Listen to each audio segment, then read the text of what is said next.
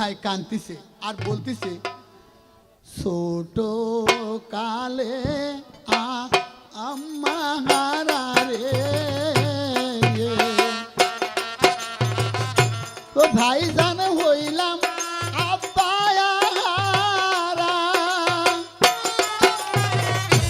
কে আছে বিপদের বান্ধব রে, কে আছে বিপদের বান্ধব রে, ও বিপদ কালে দেখা দেবে রে কারণ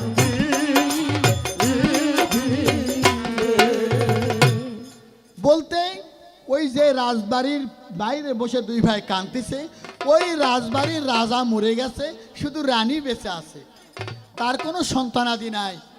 ওই রানী বলছে, উজির সাহেব দেখো তো প্রাসাদের বাইরে কে কান্নাকাটি করছে, একটু দেখো তো।